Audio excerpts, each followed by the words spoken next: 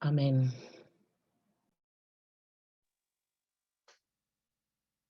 Muy buenos días para todos. El Señor les bendiga en grande manera.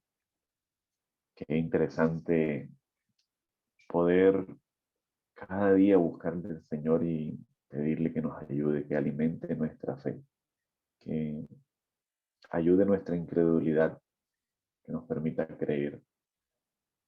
Y como decía Lucio ahorita, no es simplemente creer y ya. Es necesario que tengamos una relación íntima con el Señor, que le busquemos de corazón, que establezcamos una relación con Él, para que esa fe tenga ese fundamento correcto y que nos lleve a la acción. Si nosotros analizamos Hebreos 11, que habla sobre la fe,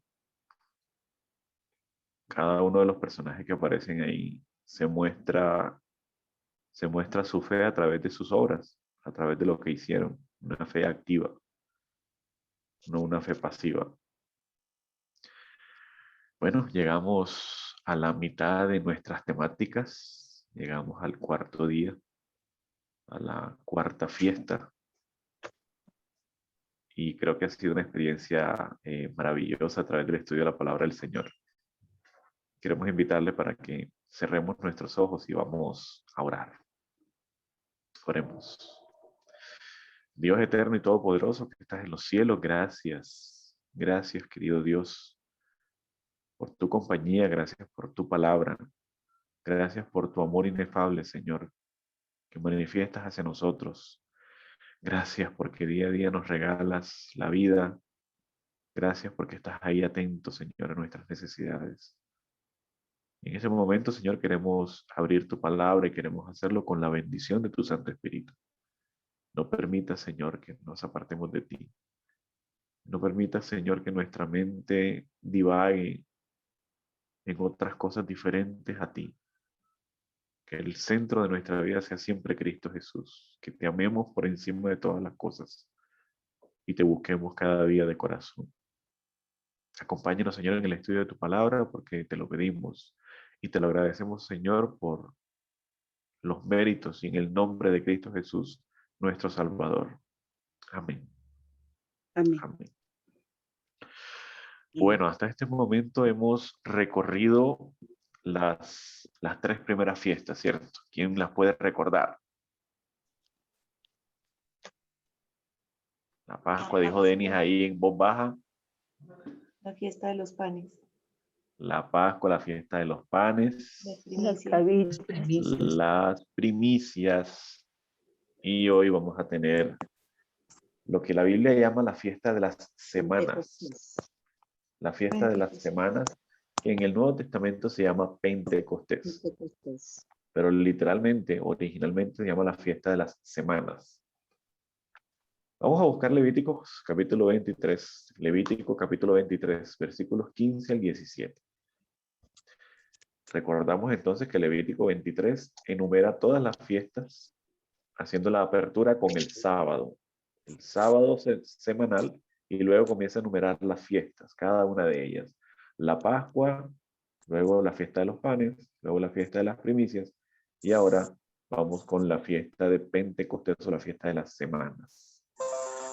Recordamos entonces que cada fiesta, ¿Levítico qué? Levítico 23, versículos 15 al 17. Recordamos que cada fiesta le recordaba al pueblo de Israel algo de su historia. Cada fiesta era un acontecimiento de la historia del pueblo de Israel. La Pascua fue la salida del pueblo de Israel de Egipto. Los panes fue el maná que cayó durante los 40 años. Las primicias representaban los frutos, la bendición de la siembra ya cuando entraron en Canaán. Ellos podían sembrar y vendimiar, recoger los frutos de la tierra. Y entonces vamos a entrar a esta nueva fiesta. Entonces, cada fiesta le recordaba al pueblo de Israel algo que había ocurrido en su historia. Pero cada fiesta anuncia algo de la vida del Mesías. Entonces, la Pascua, que representa la salida de Egipto, anunciaba la muerte del Cordero, la muerte del Mesías como siervo sufriente, la muerte del Mesías como el Cordero, el verdadero Cordero de Dios que quita el pecado del mundo. La fiesta de los panes, que recordaba la provisión de Dios a través del maná en el desierto durante 40 años, anunciaba que el cuerpo de Cristo estaría sepultado y no vería corrupción. Estaría sepultado y no se dañaría. Así como el maná se guardaba el viernes, Jesús murió un viernes, así como el maná se guardaba el viernes y para el sábado no se dañaba. El cuerpo de Cristo se guardó en la tumba el viernes y como dice el salmista, no dejarás mi alma en el Seol, ni que tu siervo vea corrupción. El cuerpo de Cristo no se dañó, el cuerpo de Cristo sin pecado no se dañó, no le salió gusano, no, se mantuvo como el maná se mantenía, el que era guardado el viernes para la provisión del sábado. La siguiente fiesta, de la fiesta de las primicias, que recordaba los primeros frutos de la tierra, anunciaba la resurrección de Cristo, pero que Cristo no resucitó solo, porque es que la gavilla no se mecía una ramita, se mecía un manojo. El sacerdote mecía delante de Jehová un manojo. Y Jesús cuando muere, ocurre un temblor, un terremoto que parte las piedras, parte las tumbas, rasga el velo de arriba a abajo. Y dice la Biblia que cuando Jesús resucitó, algunos santos resucitaron con él y aparecieron a las personas en la ciudad. Y luego el Señor asciende al cielo, presenta la ofrenda, él mismo como la gavilla, pero presenta también algunos algunos cautivos liberados de la muerte. Los presenta como gavillas. Y luego desciende y deja esas gavillas en el reino de los cielos. La primicia, la cuota inicial de toda la cosecha. Y en esa cosecha está usted y estoy yo, como miembros de esa cosecha final. Comenzó allá en la resurrección de Cristo, comenzó la entrega de la cosecha. Se entregaron los primeros frutos primero. Luego, a través de ciertas cosas que vamos a ver, continuaron las entregas hasta que finalmente Jesús venga por toda la cosecha. Dice el libro de Levíticos, capítulo 23, versículos 15 al 17. Tengo que quitarme esta mala costumbre de decir Levíticos. No es Levíticos, es Levítico. Dicen que los costeños nos comemos la S, yo la meto de más. Levíticos 23, 15 al 17 dice: contaréis desde el día que sigue al día de reposo en que ofrecisteis la gavilla de la ofrenda mecida. ¿Cuánto vas a contar? Dice, 7 semanas cumplidas serán. ¿Cuántos días son 7 semanas? 49 días. Sigue diciendo, contaréis 50 días. O sea, un día después que se cumple los 49 días de la gavilla mecida. Dice, de vuestras habitaciones traeréis los panes para ofrenda mecida, que serán 2 décimas de efa de flor de harina, cocidos con levadura. Recuerdan que la anterior era sin levadura, ahora este es con levadura, como primicias para Jehová. Noten ustedes que esta es una segunda primicia. ¿Sí? Y ofreceréis con el pan, 7 corderos de un año. Eso es lo que dice el libro de Levítico. La fiesta como tal, la fiesta de las semanas, se celebraba 50 días después de la gavilla mecida. Al transcurrir el tiempo, la gente le llamó 50 días después de la Pascua. ¿Por qué? Porque se le llamaba Pascua en términos generales a las 3 primeras fiestas. Porque como eran seguiditas, se conocía como la fiesta de la Pascua. Pero literalmente la fiesta de la Pascua es un solo día. Luego vienen los 7 días de panes. Y en medio de los 7 días de panes, ahí en un día que va rotando, el sábado, al siguiente día del sábado, se hacía la ofrenda mecida, la gavilla. Ese grupito de fiesta le llamaban la Pascua. Entonces, 50 días después de la Pascua, se ofrecía entonces la nueva primicia. Se ofrecía, se celebraba la fiesta de la Pascua. Perdón, se celebraba la fiesta de las semanas, o lo que se llamó en el Nuevo Testamento la fiesta de Pentecostés. Es interesante que después de que Jesús asciende al cielo, presenta la gavilla y se devuelve, ¿qué dice la Biblia? Hechos 1:3. Hechos capítulo 1, versículo 3.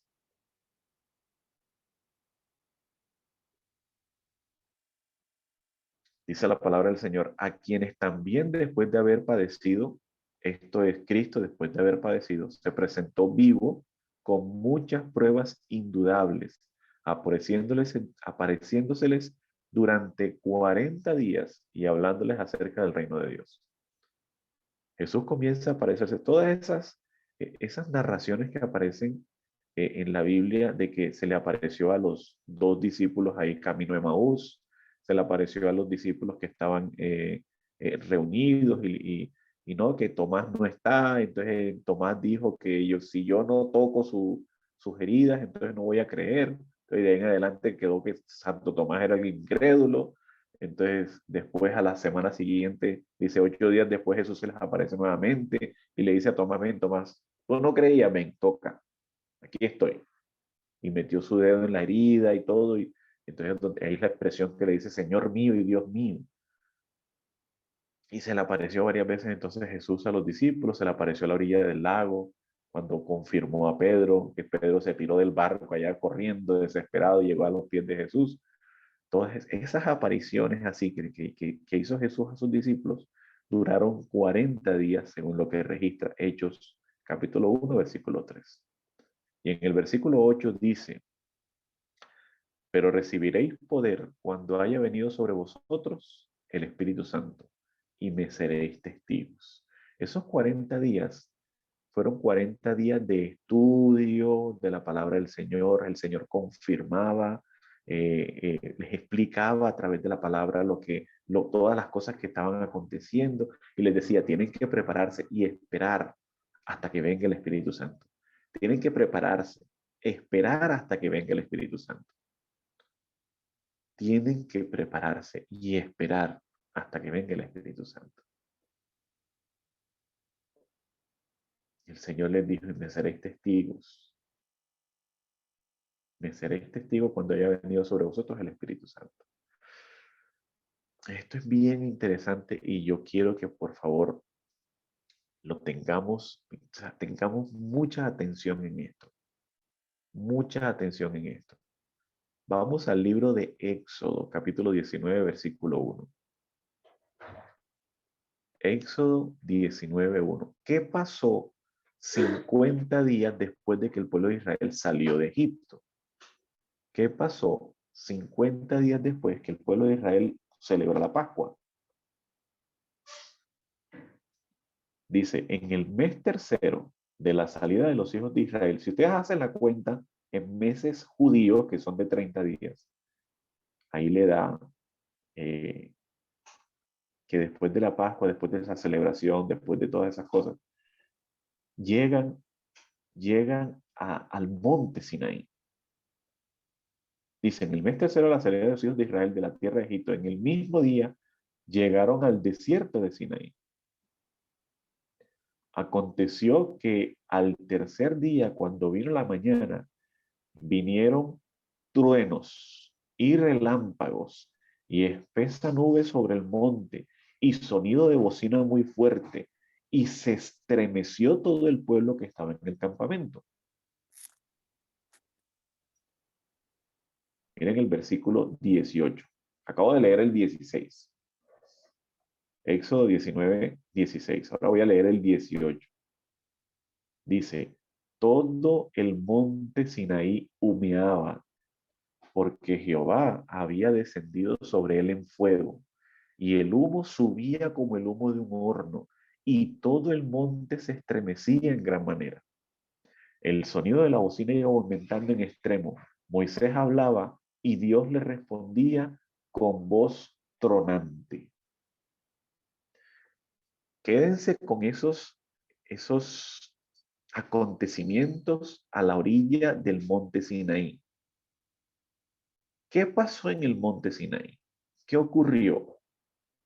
En la historia de Israel, ¿qué representa el monte Sinaí? ¿Qué hizo Dios en el monte Sinaí cuando ellos llegaron ahí? ¿Alguien recuerda? Dio la ley. De la ley. Dios les dio la ley. Dios les dio la ley al pueblo de Israel. Dios les entrega la ley. Cuando un judío celebra la fiesta de las semanas, está recordando que Dios les entregó la ley. Pero miren las características como Dios les entregó la ley. Dice que el monte Sinaí humeaba, había un estruendo que venía del cielo impresionante, todo, porque Dios había descendido en fuego sobre el monte. Sin perder de vista estos acontecimientos, vamos al libro de Hechos de los Apóstoles, capítulo 2.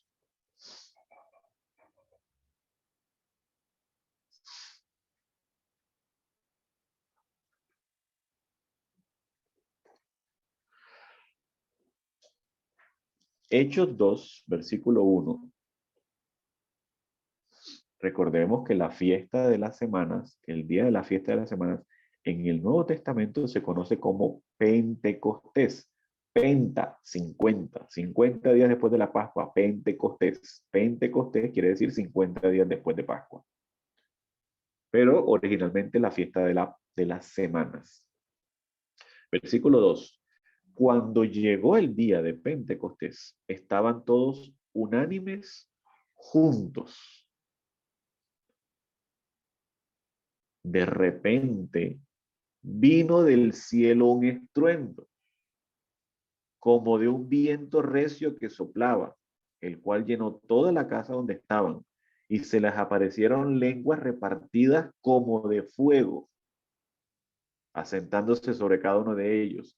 Ellos todos fueron llenos del Espíritu Santo y comenzaron a hablar en otras lenguas según el Espíritu les daba que hablaban. Y ahí comienzan a enumerar las personas que estaban en ese momento en Jerusalén y todos los idiomas y todo lo que hablaron. Listo. Versículo 2, versículos 6 y 7. Al oír este estruendo, se juntó la multitud y estaban confusos porque cada uno les oía hablar en su propia lengua. Estaban atónitos y admirados diciendo, mirad, ¿no son estos galileos todos los que hablan? Versículo 12. Estaban todos atónitos y perplejos diciendo unos a otros, ¿qué quiere decir esto? Versículos 14 y 15.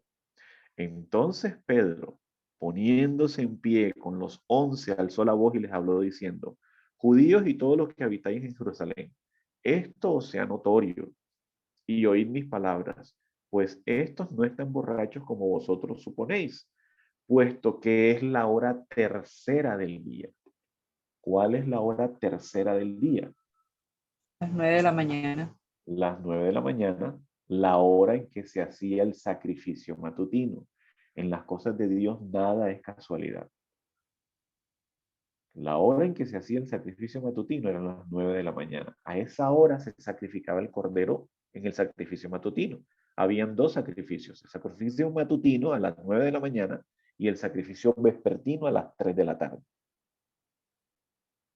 La narración bíblica dice que Jesús, desde las 9 de la mañana, hubo una oscuridad terrible cuando Jesús estaba en la cruz, desde la hora tercera. Y en la hora novena, a las 3 de la tarde, a la hora del sacrificio, Jesús murió. Estas son horas específicas. horas específicas. Y el Espíritu Santo descendió en la hora del sacrificio, en la hora en que se sacrificaba el cordero.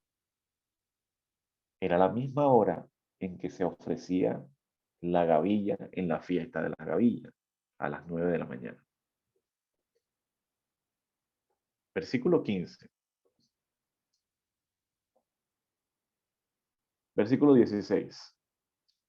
Pero esto es lo dicho por el profeta Joel. Ahora noten ustedes que el Espíritu Santo inspira a Pedro para explicar con los textos bíblicos qué es lo que estaba pasando. Joel, en el capítulo 2, versículo 28, habla sobre el descenso del Espíritu Santo. Y derramaré sobre toda carne mi espíritu, y los ancianos y los jóvenes. La promesa del Espíritu Santo que está en Joel 2:28. Dice el versículo 17, comienza a hablar, Pedro comienza a decir lo que dice Joel 2:28. En los postreros días, dice Dios, derramaré mi espíritu sobre toda carne, y vuestros hijos y vuestras hijas profetizarán, vuestros jóvenes verán visiones y vuestros ancianos soñarán sueños. Ahora, saltemos al versículo 25. Ahí comienza Pedro a decir varias cosas con respecto a Jesús, pero miren el versículo 25, que ya lo habíamos leído en la fiesta anterior. Dice, pues David dice de él, veía al Señor siempre delante de mí, porque está a mi diestra, no seré conmovido. Por lo cual mi corazón se alegró y se gozó mi lengua, y aún mi carne descansará en esperanza, porque no dejarás mi alma en el Hades, ni permitirás que tu santo vea corrupción. Eso está en el Salmo 16. Está hablando de la sepultura de Cristo. Versículo 34. David no subió a los cielos, pero él mismo dice, dijo el Señor a mi Señor, siéntate a mi diestra hasta que ponga tus enemigos por estrado de tus pies. ¿Dónde está eso? Eso está en el Salmo 110. Salmo 110. El Salmo 110. Cuando nosotros leemos el Salmo 110 en el original hebreo, esa frase, dijo el Señor a mi Señor, está diciendo, dijo Jehová a Jehová. Dijo Jehová a Jehová. Ahora, ¿en qué circunstancia Jehová puede hablar con Jehová?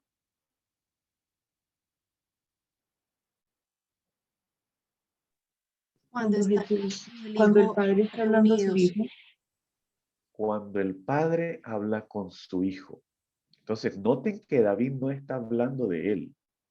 David está hablando como profeta que era del momento en que Jesús llega al cielo. Cuando Jesús llega al cielo, se produce esa conversación. Dijo el Padre al Hijo, dijo Jehová a Jehová, dijo el Señor a mi Señor. ¿Qué le dijo? Siéntate a mi lado hasta que coloque a tus enemigos por estrado de tus pies. Y nosotros lo conocemos en la Biblia como que Jesús está sentado a la diestra del Padre. Pero realmente no está sentado. Él está haciendo una obra específica de intercesión. Pero miren qué interesante cómo David habla con respecto a esta verdad interesante. Devolvámonos al versículo 33.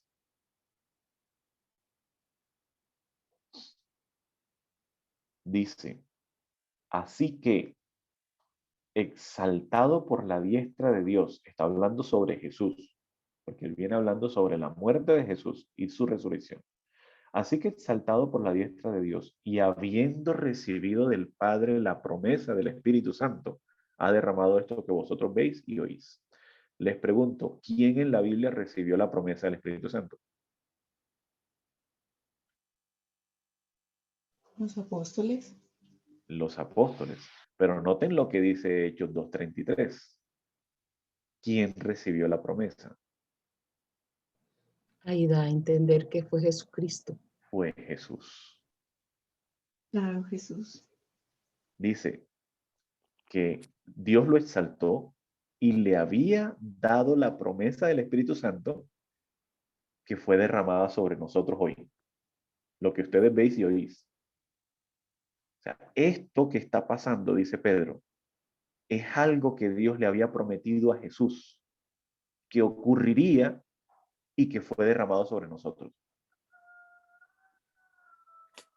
Y que fue derramado sobre nosotros. Ahora vamos al Salmo 110. Porque es que este asunto hay que entenderlo muy bien. Normalmente cuando nosotros pensamos en la fiesta de Pentecostés, decimos, ah, sí, el Espíritu Santo vino sobre los discípulos. Amén. Sí, pero eso tiene su contexto y tiene un porqué. Salmo 110, versículo 1.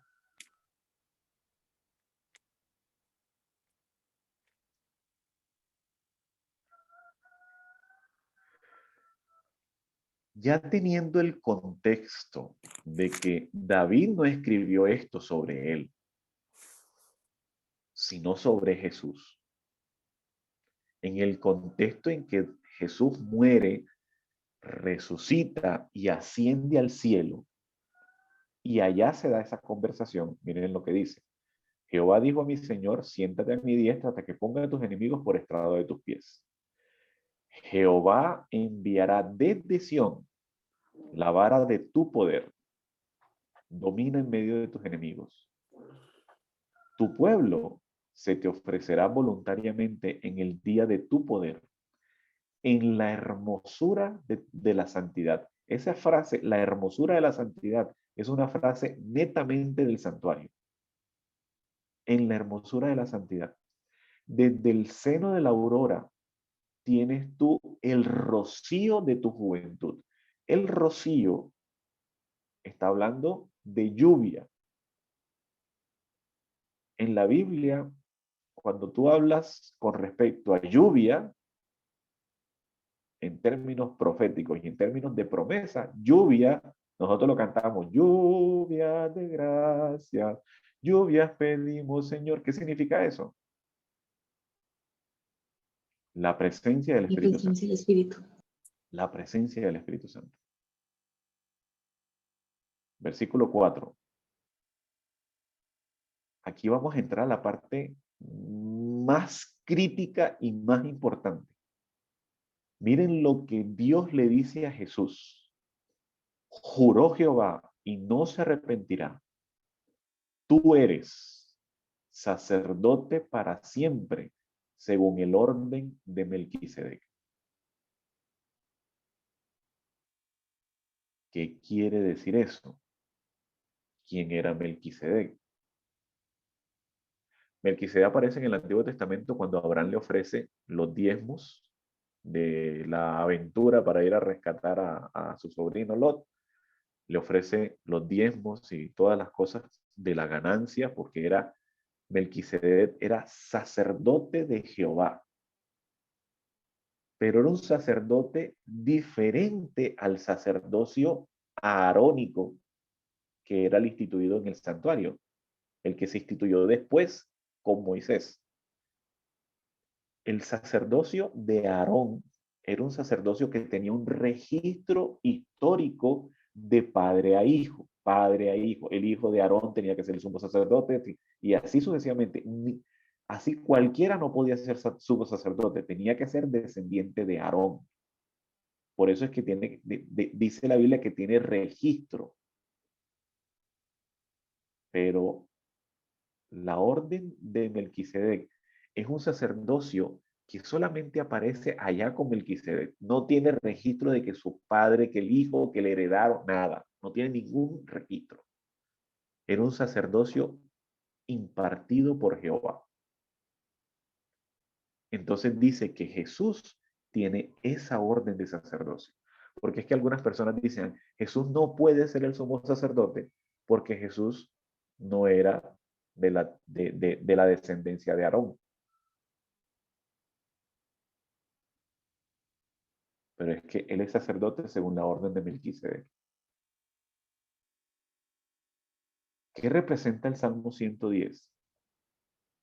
El Salmo 110 representa la unción, el ungimiento de Jesús como sacerdote. Ahora nosotros vamos a encontrar en la Biblia esos registros de que el fuego, el aceite, el agua, todo eso representa el Espíritu Santo. Las figuras que representan el Espíritu Santo. Cuando nosotros vamos a, por lo menos, Éxodo 30, en Éxodo 30, el versículo 23 habla sobre el aceite para ungir al santuario. Tenía que tener una preparación especial, pero se ungía el santuario. ¿Para qué se ungía? Para inaugurarlo, para comenzar el ministerio del santuario. Cuando se iniciaba el ministerio, era inaugurado y era ungido con aceite. Vamos al libro de Levítico, capítulo 8, versículo 10. Levítico 8, 10.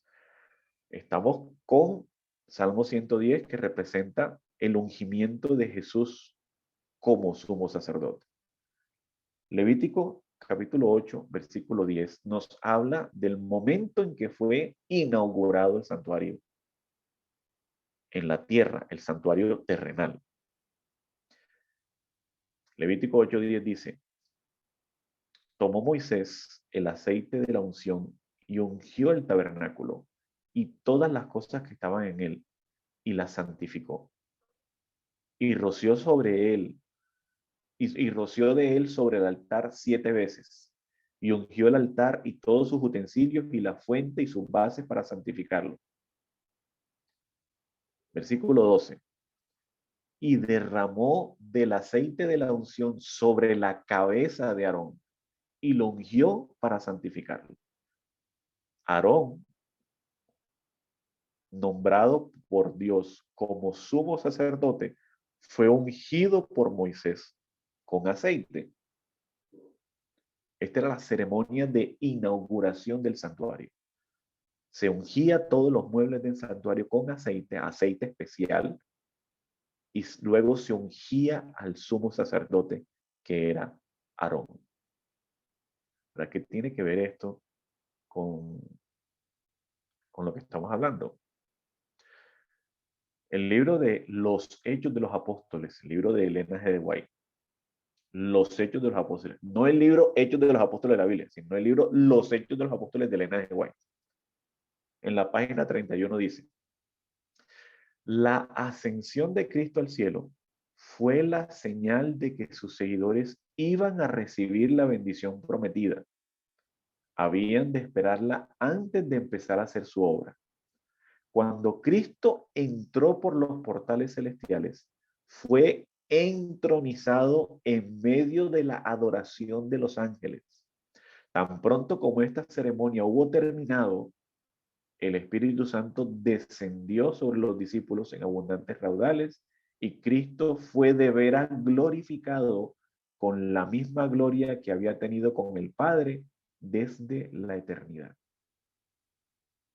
Entonces, José, ¿página qué? 31 del libro de Hechos de los Apóstoles.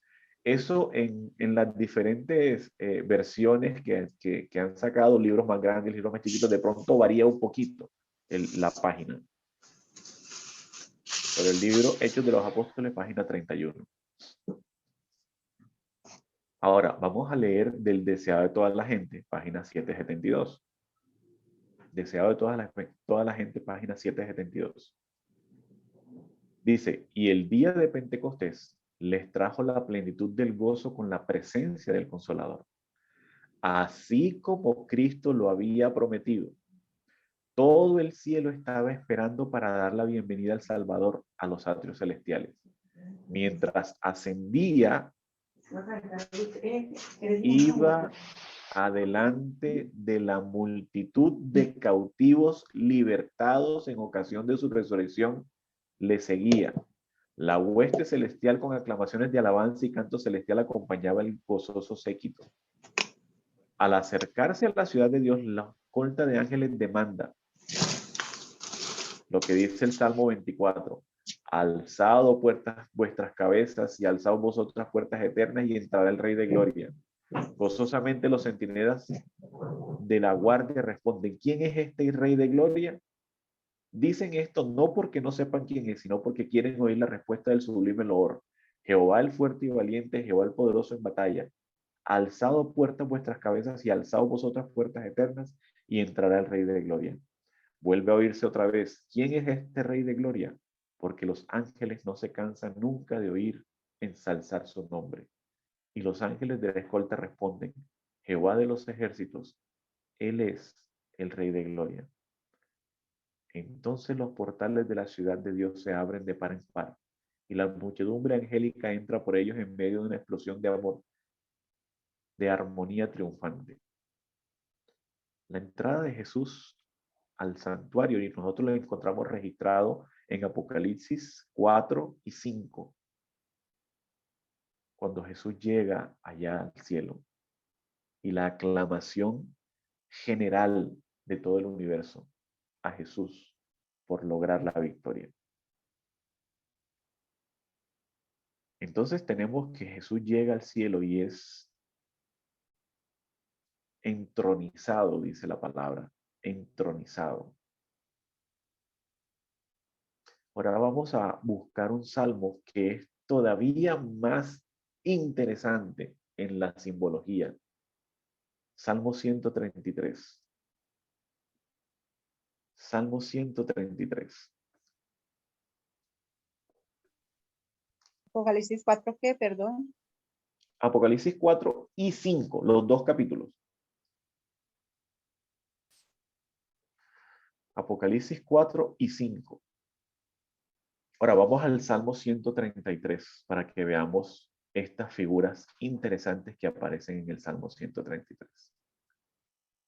Alguien que lo lea y que lo vaya leyendo despacio para ir mirando los símbolos que aparecen aquí. Dice, mirad cuán bueno y cuán agradable es que los hermanos habiten en unión y armonía. ¿A qué se le parece eso, hermano? ¿A qué se le parece ese primer versículo que lo encontramos? Ya lo habíamos leído en el Nuevo Testamento. La unión que tenían los apóstoles mientras estaban reunidos. Estaban unánimes juntos. Cumplimiento de este salmo. Sigue diciendo el versículo 2. Es como el buen perfume sobre la cabeza. Bueno, a esa versión, mi hermana, esa versión tiene esa traducción diferente y no es la traducción más acertada. No sé si alguno tiene otra versión. Que En desciende sobre La mía dice buen óleo. Óleo, Exacto. óleo. Esa es Que es aceite. que es aceite. El Exacto. buen óleo, el buen aceite. ¿Qué pasa con ese aceite? ¿Qué dice, hermana? que desciende sobre la barba de Aarón, y baja hasta el cuello de su vestido. Hasta ahí, mi hermano. Noten ustedes los símbolos. La armonía y la unión que había entre los hermanos. Dice, mira cuán bueno y cuán delicioso habitar los hermanos juntos en armonía. Se cumple como dice en Hechos 2. Es como el buen óleo sobre la cabeza, la cual desciende sobre la barba de Aarón. ¿De qué acontecimiento está hablando?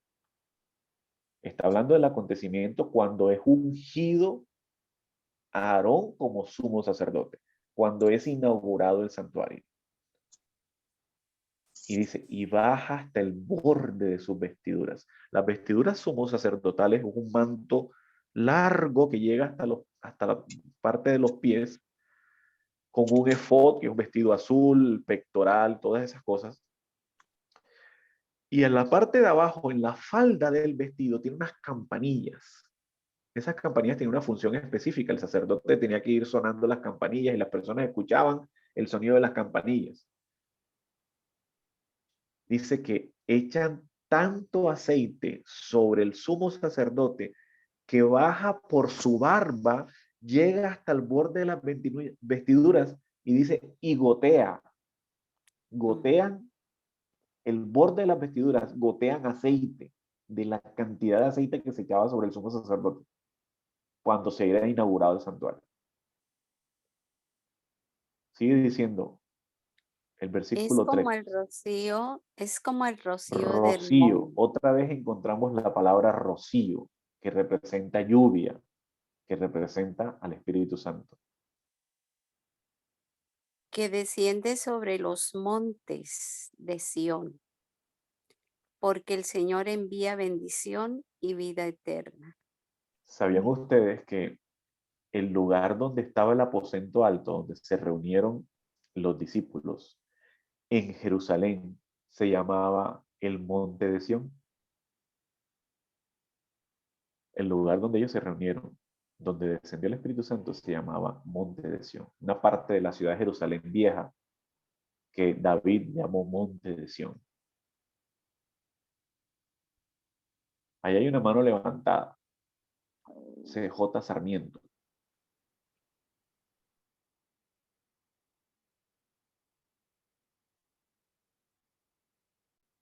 ¿Tiene alguna pregunta o...?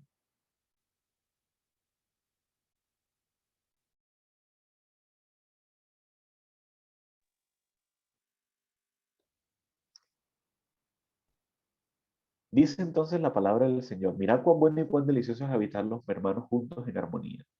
Es como el buen óleo, el aceite, el Espíritu Santo que desciende sobre la barba de Aarón y baja hasta el borde de sus vestiduras. Cuando Jesús asciende al cielo, cuando llega allá y lo recibe la hueste celestial con aclamación y todo, Jesús entra ante el Padre y es inaugurado el santuario celestial. Y la inauguración del santuario celestial era con aceite. Ahora, ¿ustedes creen que en el cielo se necesitaba el símbolo del aceite o era literalmente el Espíritu Santo? Era el Espíritu Santo. Era literalmente el Espíritu Santo. Acá es un símbolo, pero allá era literal. Y es ungido Jesús. Dicho sea de paso, Jesús es ungido 3 veces. Jesús es ungido en la tierra cuando fue bautizado. Y descendió sobre él, ¿qué? El Espíritu Santo. El Espíritu En Santo. forma de paloma. Ahí es ungido como profeta. Luego, en esta oportunidad que estamos hablando, Jesús es ungido como sumo sacerdote. Y comienza su obra en el santuario celestial. Al finalizar la intercesión, Jesús terminará, se cambiará sus vestiduras y será ungido como rey. Y Amén. vendrá como rey de reyes y señor de señores. Entonces, esta fiesta está anunciando que Jesús inauguraría el santuario celestial y sería ungido con el Espíritu Santo. Pero era tanto Espíritu Santo que recibió Jesús en el cielo que las gotas que cayeron de sus vestiduras cayeron sobre los discípulos en el José, aposento alto. Mi hermana José, Lili. en ese tercer ungimiento se dará la lluvia tardía.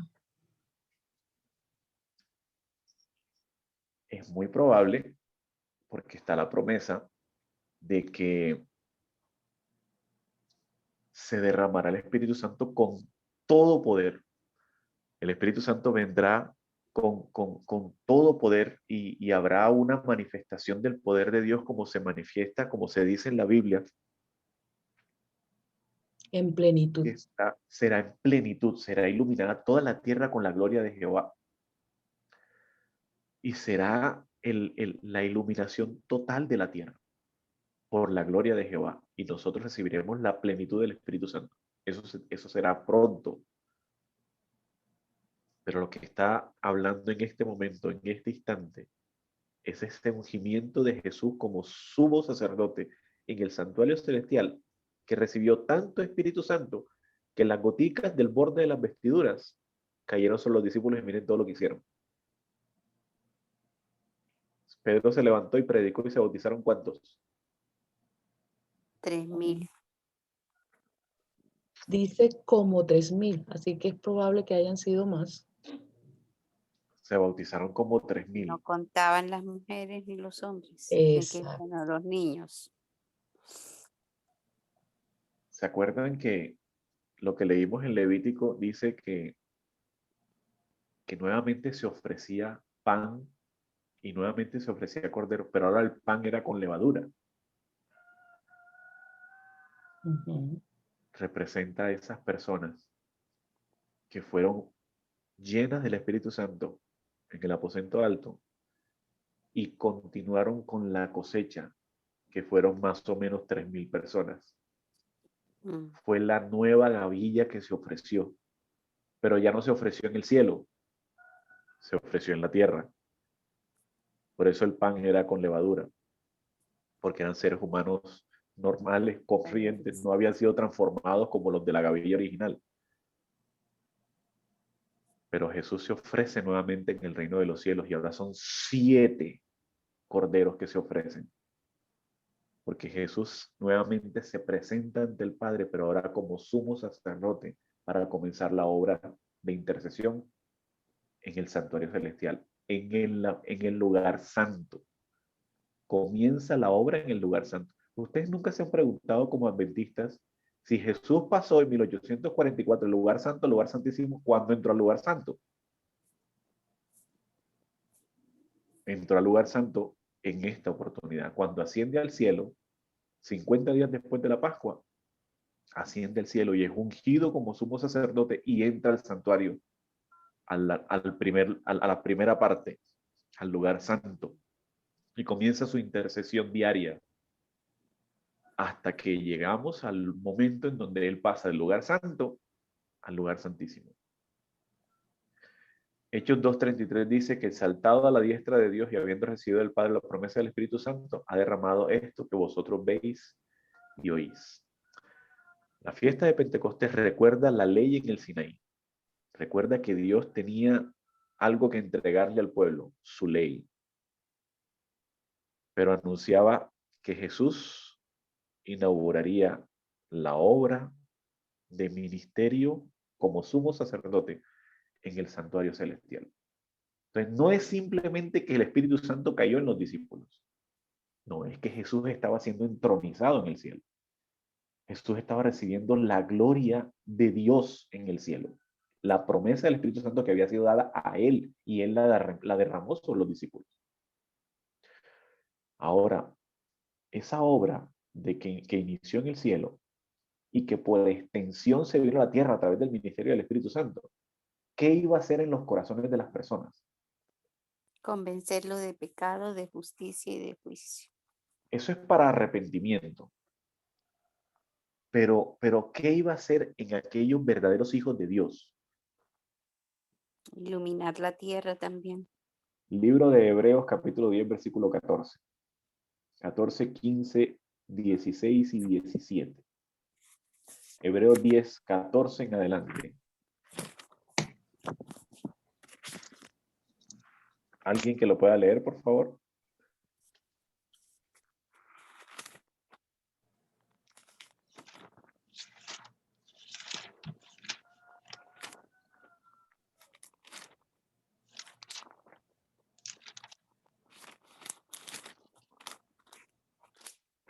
Hebreos 10, 14 en adelante. Dice, así, con una sola ofrenda, Cristo perfeccionó para siempre a los que están siendo santificados. También el Espíritu Santo atestigua, este es el pacto que haré con ellos después de aquellos días, dice el Señor. Pondré mis leyes en sus corazones y las grabaré en sus mentes. Y nunca más se acordarán de sus pecados y transgresiones. Así Amén. cuando los pecados Hasta ahí, mi han hermana. sido... Ok. Hasta ahí. Gracias. El pueblo de Israel recordaba que Dios había dado la ley a través de esta fiesta. Pero esta fiesta anunciaba la entronización de Cristo en el santuario celestial y el ministerio del Espíritu Santo en esta tierra, para listo convencer de pecado, de justicia y de juicio a aquellos que todavía no han tenido una relación con el Señor. Pero a usted y a mí, que tenemos una relación con Cristo, si tenemos la relación con Cristo, nos da su ley. Pero ahora ya no una ley escrita en piedra, sino que escrita directamente en el corazón por la obra del Espíritu Santo. Ah, no, que es que vino el Espíritu Santo, descendió sobre los discípulos, entonces ya no hay que guardar la ley. No, miren lo que dice la Biblia con respecto a la obra que hace el Espíritu Santo. ¿Y qué es lo que hace el Espíritu Santo en el creyente? Escribiré mi ley en sus corazones y ya no me acordaré más de sus pecados. Esta fiesta tiene una simbología impresionante y nos ayuda a nosotros verdaderamente a ser pentecostales, porque realmente entendemos el concepto de Pentecostés. Realmente entendemos qué es Pentecostés. No quedamos con ese concepto limitado de que, listo, vino el Espíritu Santo y ya todo el mundo habló en lenguas y ya, y perfecto, no. No, Jesús estaba siendo entronizado en el cielo, iniciando la obra como sumo sacerdote en el santuario celestial. Y la consecuencia fue la venida del Espíritu Santo a esta tierra, a colocar su ley en nuestros corazones. Dios permita que cada día el Espíritu Santo continúe haciendo esa obra en nuestras vidas y seamos transformados por su poder y seamos llevados a amarlo. Y entonces, si me amáis, guarda mis mandamientos, porque es un resultado de la obra de Cristo en nuestras vidas. No es porque me toca guardar el sábado, no es porque me toca hacer, no, es porque Cristo Jesús hizo una obra y me ayuda cada día a amarlo y por amor le obedezco. El Señor nos bendiga y nos permita tener ese encuentro con Cristo Jesús, sabiendo esto que dice la palabra del Señor, siendo conscientes qué está haciendo Jesús por mí en este momento. Y el Espíritu Santo, que está con nosotros todos los días hasta el fin del mundo. Oremos. Padre, gracias te damos por tu palabra. Gracias por tu amor, por ese don maravilloso del Espíritu Santo en nuestras vidas, que nos guía y nos dirige en todo momento, que nos ayuda a entender lo que tú estás haciendo por nosotros. Gracias porque tú moriste, tú diste tu vida para salvarnos. Y ahora, Señor, estás allá en el reino de los cielos intercediendo por nosotros.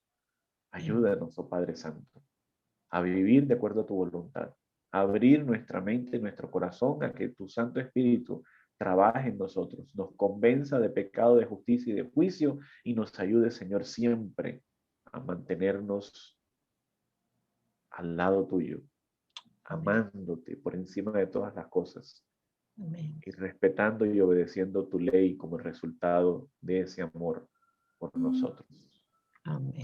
Te lo pedimos todo, Amén. Dios, y te lo agradecemos en el nombre de Jesús, nuestro Salvador. Amén. Amén. Amén. Amén. Amén. Amén. Amén. Dios les bendiga. Amén.